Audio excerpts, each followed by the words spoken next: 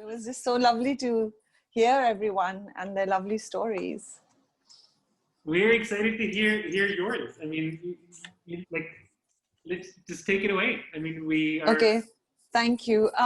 This is going to be salam and hellos to everybody. This is going to be a little bit, maybe a little too off the too random.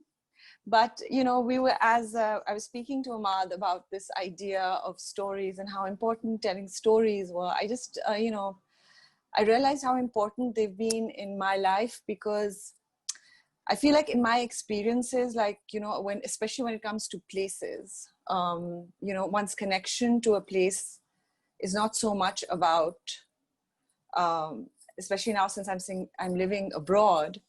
And I've been thinking about this entire lockdown. I've been thinking about the idea of home, the idea of, loving a place, or our relationship with places. And they're not only related to how beautiful the place is, or what the infrastructure is like, or what other kind of physical attributes they might have, but it's also kind of linked to the stories. I mean, it's primarily linked to the life that one leads there, the stories that you live there, and the stories that you create there.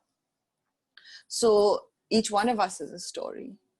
And then what's also important, I feel, especially places that we don't really have that like physical connection to, there's also another very beautiful connection that one has with places or ideas or places in time, which are based around stories that we can project on those places, which is linked to the history of those places. So I was going to talk about the history of Peshawar, actually, because that's my birth town. And I've been thinking a lot about it, about how, even though I love that place, how flattened I've known it to be. Just my grandmother's house, and a bazaar here, a place to eat there. But the minute you start to really unravel histories of places, you end up making so many new stories come alive for you. And as a result, your relationship to that place grows in a very different way. So I thought that, if you guys are up for it, I'm going to talk about Peshawar. And as you know, Peshawar is reopening. That whole KP area is opening up to the world. And I've often wondered what the world sees in it. And actually, it means a lot to people, so many people around the world. And that's because it's not only been a center of Sufism, but it's also been through, in its ancient history, is that it has been home to so much of Buddhist history. And so I'm going to share with you the travel accounts of a Chinese monk who basically begins his journey in Swat. And this is after the time of Kanishka, who was this big leader of Buddhist leader of the region. And Peshawar was the capital of his entire empire, which stretched all the way across to China and into India, and from this side on Central Asia. So his capital was Peshawar, Purushapura, and he was an ardent he actually converted to Buddhism after after a saint appeared to him out of nowhere, and then he became this really ardent follower of Buddhism, and he created tons of beautiful buildings and stupas everywhere. So I will first read out the excerpts of the Chinese monk Fa Xian, who traveled through the subcontinent seeking texts and customs and religious artifacts that were linked to the Buddha. And we'll start from Swat. He crosses the Swat River and comes to Wuchang, which is the Chinese name for Swat, or Udhyana. And Udhyana is basically one of those places that is so sacred for people, for Buddhists, that when you start talking to them about it, I've seen so many people's eyes well up, like similar to how the reaction that we get when we hear about or talk about or even sing praises of Medina. So it's that important in the life of Buddhist people. So I will I will read something from Udhyana. The people all use the language of Central India. Central India being what we should call the Middle Kingdom. The food and clothes of the common people are the same as in the Central Kingdom. The law of Buddha is very, which means flourishing in Udhyana. They call the places where the monks stay at a time or reside permanently Sangharamas. And one of these, there are in all 500, the monks being all students of the Hinayana. The Hinayana, which is supposed to be the lesser vehicle, it's a form of Buddhism. When stranger bhikshus arrive at one of them, bhikshus are the names for monks who like ask for alms for help. So the whole idea of the bhik mangna, or the bhikari, comes from this very beautiful concept of the bhikshus. So it's a kind of a mendicant. So their wants are supplied for 3 days, after which they are told to find a resting place for themselves. There is a tradition that when Buddha came to that area, he came at once to this country, and that here he left a print of his foot, which is long or short according to the ideas of the beholder. It exists, and the same thing is true about it at the present day. Here also are still to be seen the rock on which he dried his clothes, and the place where he converted the wicked dragon. The rock is 14 cubits high, more than 20 broad, with one side of it smooth. So Fa Xian and the others remained in Wuchang and stayed at the summer retreat. And then they descended south and they went to what is Lower Swat, where they came across the legend of Buddha. In that country also, Buddhism is flourishing because this is right after Kanishka's time, and so it's everywhere. There is in it the place where Sakra, ruler of Devas, a king, in a former age tried the Bodhisattva by producing a hawk in pursuit of a dove. When the Bodhisattva caught off a piece of his own flesh and with it ransomed the dove. After Buddha had attained the perfect wisdom, in traveling about with his disciples, arrived at a spot. He informed them that this was the place where he ransomed the dove with a piece of his own flesh. In this way, the people of the country became aware of the fact, and on the spot reared a tope adorned with layers of gold and silver plates. So obviously he came across a beautiful stupa there, a golden and silver gilded stupa. And this was the beautiful story behind it. Then he goes down to what he calls Gandhara. And I was, a lot of my interest came about because I'm actually, because of a friend of mine who is a professor of history. And so he told me about, so I've been kind of talking to him about this. This he calls Gandhara, but this might be the Mardan Hills. So the traveler going downwards from this towards the east in 5 days came to the country of Gandhara, the place where Dharma Vivadana, the son of Ashoka, ruled. When Buddha was a bodhisattva, he gave his eyes also for another man here. And at that spot, they have also reared a large tope adorned with layers of gold and silver plates. The people of the country were mostly students of Hinayana. And then the next chapter goes to Takshasila, or the legend of the 4 great topes. 7 days' journey from this to the east brought the travelers to the kingdom of Takshasila, which means the severed head in the language of China. Here, when Buddha was a bodhisattva, he gave away his head to a man, and from this circumstance, the kingdom got its name. Going on further for 2 days to the east, they came to the place where Bodhisattva threw down his body to serve a starving tigress. In these 2 places also, large topes have been built, both adorned with layers of the precious substance. I don't know what the precious substance is.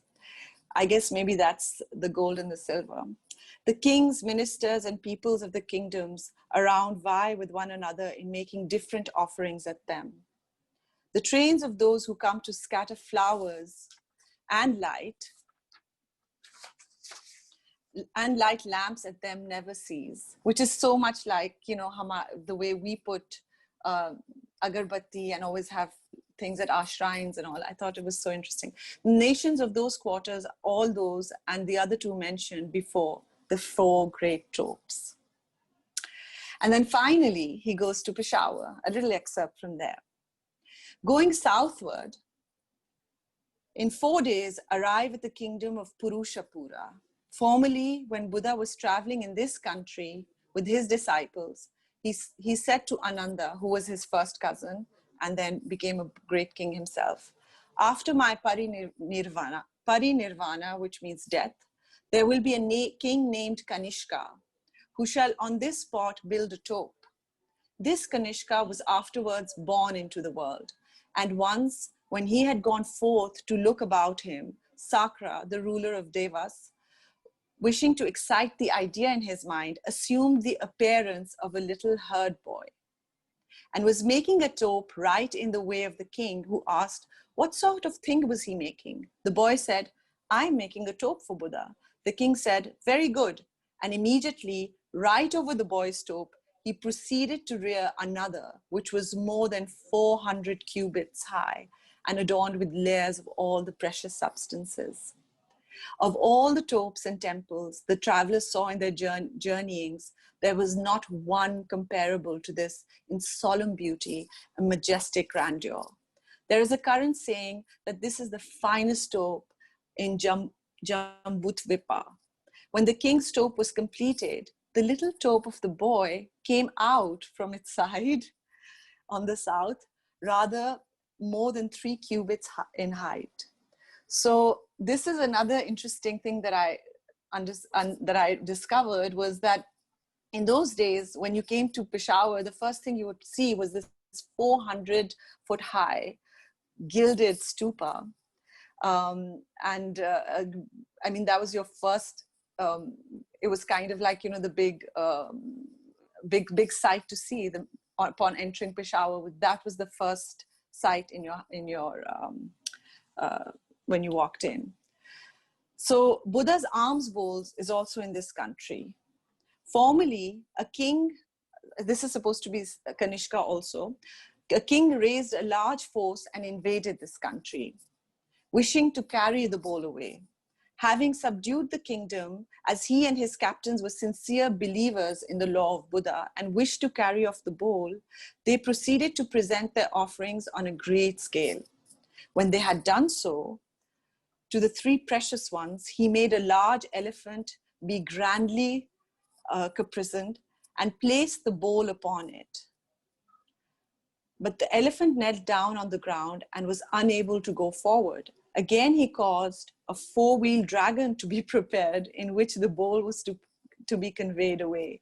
8 elephants were then yoked to it and dragged it with their united strength, but neither were they able to go forward. The king knew that the time for an association between himself and the bowl had not yet arrived, and was sad and deeply ashamed. Forthwith, he built a tope at the place and a monastery, and left a guard to watch the bowl, making all sorts of contributions. There may be more than 700 monks. When it is near midday, they bring out the bowl and, along with the common people, make their various offerings to it, after which they take their midday meal. In the evening, at the time of incense, they bring the bowl out again. It may contain rather more than 2 pecks and is of various colors, black predominating, with the seams that show its 4-fold composition distinctly marked. Part of it cannot be imagined, and so much of our practice and values are still connected. When poor people throw into it a few flowers, it becomes immediately full, while some very rich people, wishing to make offerings of many flowers, might not. So here's a few excerpts that I had from this, from the travels of this Chinese monk, and I had no clue about this either. And I just thought that it's really interesting because all of these sites that are mentioned are also very they're very religious sites. They're very spiritual sites for us even today. And a lot of the Sufis have their shrines near those places, right next to those places, or in those places.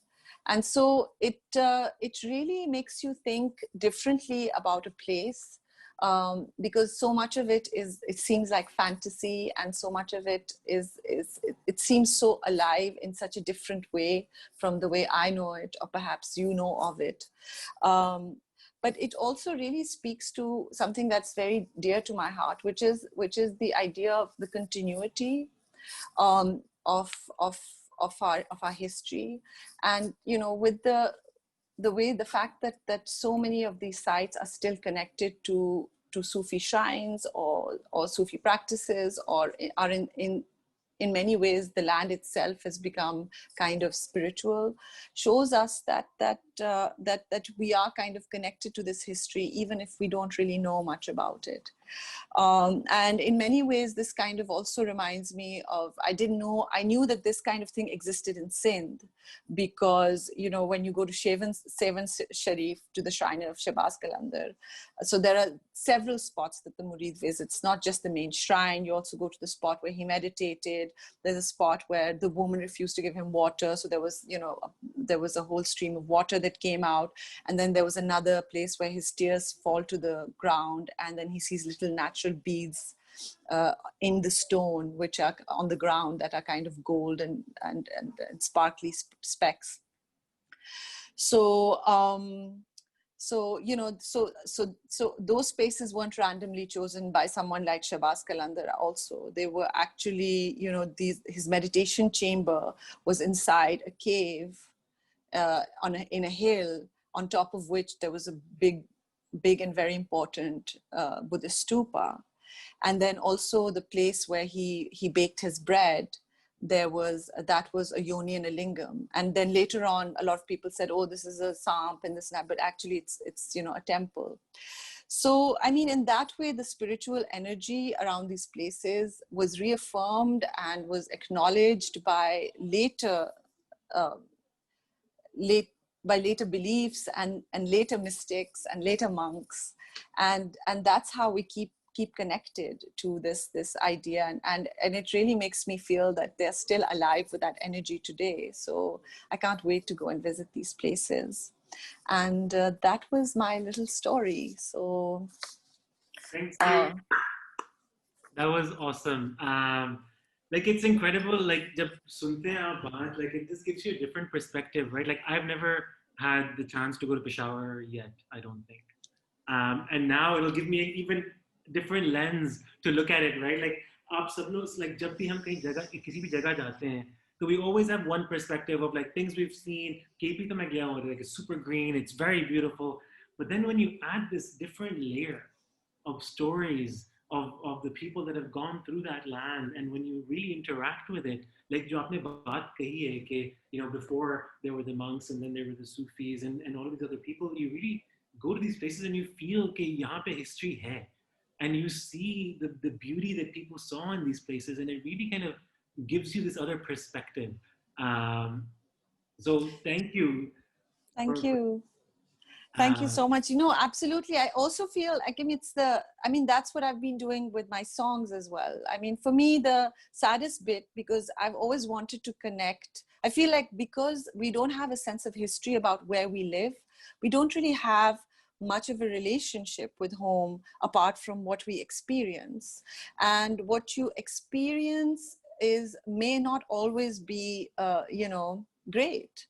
And so you need to put things into perspective. And that's why sometimes we hear stories of other lands, we know histories of other lands, and that's why we can project onto them a certain love that sometimes we can't project onto our own homeland.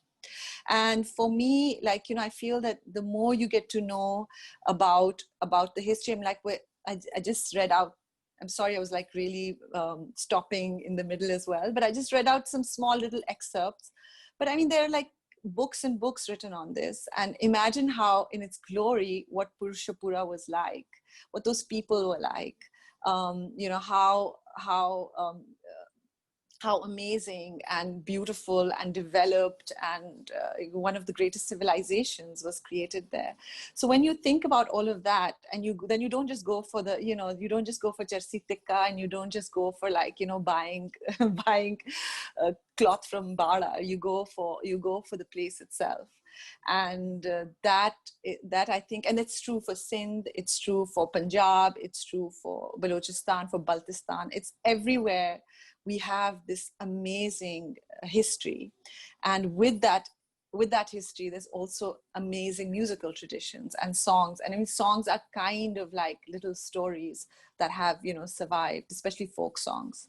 So yeah, so that's my perspective, which is why I know this sounds a little random, but this is all I thought it might be fun to share with everybody. It was beautiful. We'd love to hear one of these folk songs. Sab log bol rahe hain. Yeah, I was thinking of maybe just singing like a Tumri, because I thought that might be nice. But maybe I'll sing a little bit of a folk song that when I was going through. Okay, Tumri. Someone said Tumri, so I will sing the Tumri. But maybe I will also share this with you, because there's this Attan. Attan is that 7-beat dance that we have, and it's we have it kind of all over the mountain cultures. You have a lot of like, similar dances in Turkey, in Central Asia, also in Baltistan. Gilgit has their own beautiful style of this dance. So it's kind of linked to mountain cultures, and it's usually done by men, not women, which is interesting. But this song, it's an Attan, but it sounded so much to me like some kind of a hymn. And now I'm thinking maybe it came in, I mean, this is not historically accurate, this just came from Zeb's mind. But I was thinking maybe this is like some kind of an old Buddhist hymn. The tune of it feels like that to me. So I'll sing it to you. It's so unusual.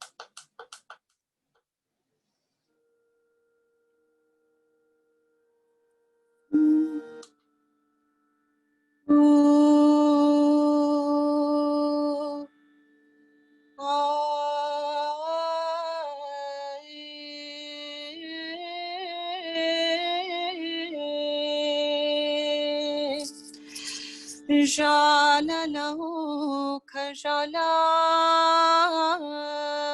zina chimasti gashi murghishna onuta zina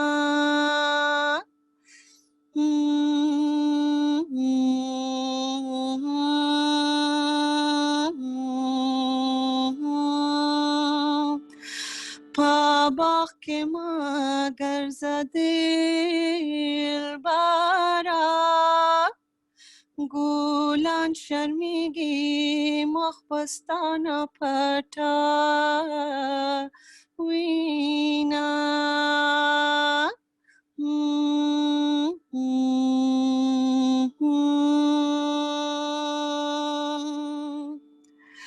Yari dena kawam yaregam Yari dena kawam yaregam Chilare lare Chilare lare tamashe badeka wama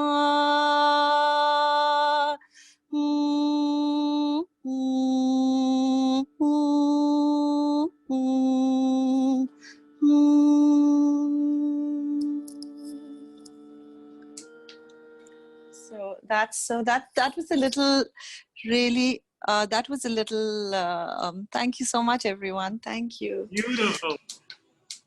Thank you. So that was a little like kind of, unusual thing. Sometimes I used to think, oh, this sounds so Bulgarian to me. This sounds so like, it doesn't really sound from, even the way that it stops in the middle, like it doesn't just go, we have very flowing notes and it stops in the middle of the word, which is so unlike what we do in South Asia. So who knows, like maybe it's Central Asian, maybe some monk brought it here. So, and now I'll sing a small excerpt from a kind of a Tumri.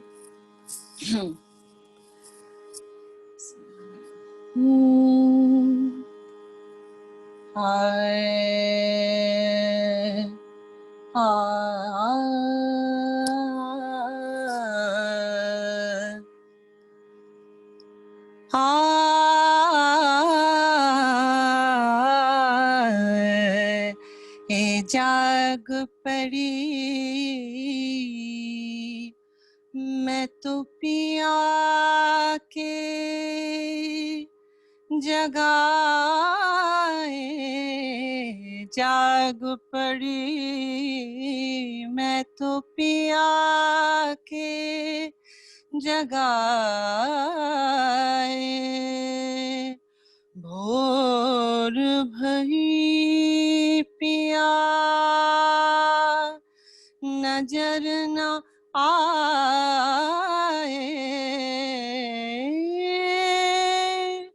भोर भई पिया नजर न आए, जाग पड़ी मैं तो पिया, पिया की जगह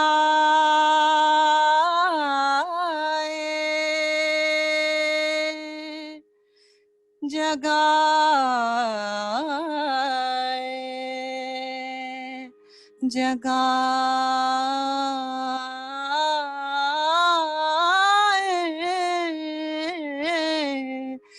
जाग पड़ी मैं तो पिया के,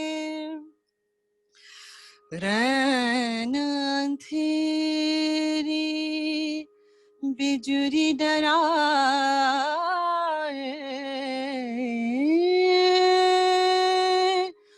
सोनी सजरिया पे नींद न आए, इन नैनन में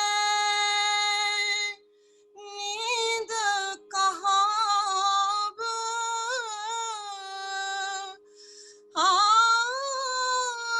इन नैनन में नींद कहाँ अब, जिन नैनन में आप समाए,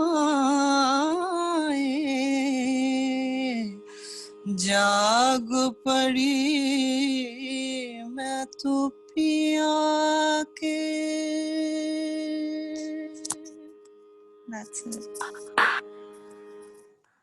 Zeb, thank you so much. That was Thank you so much. beautiful. It was so beautiful.